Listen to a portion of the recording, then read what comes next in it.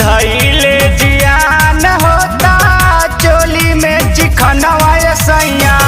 तड़पे बदनवा नहीं देला दियनवा सैया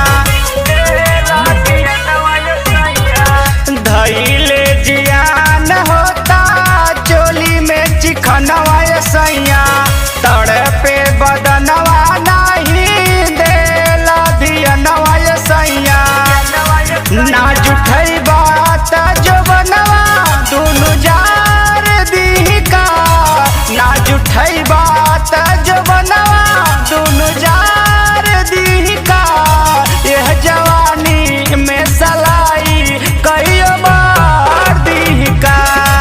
यह जवानी में सलाई कहियो बार दी का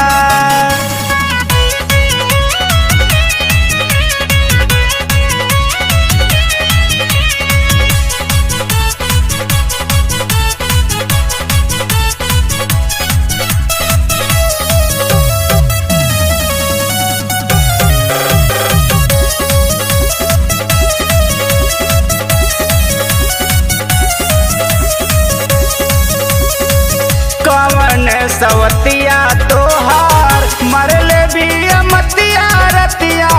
बाहरे काटेला गवना करा के अइला बीतल महीना नासिना से साटेला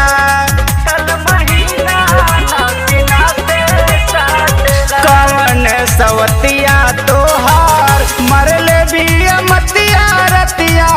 बाहरे काटेला गवना करा के अइला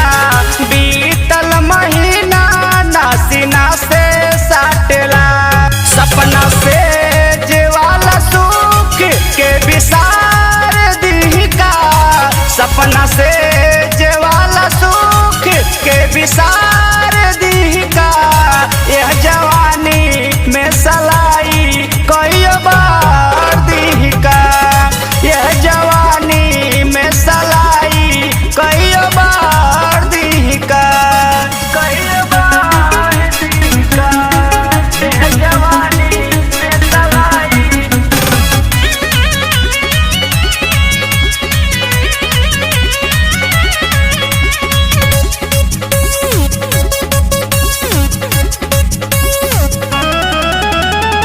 सोनू सुधाकर रोशन गुड्डू धार में से उमस के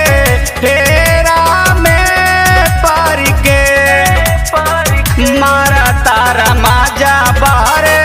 धान बसिया ताए बलमुआ घर के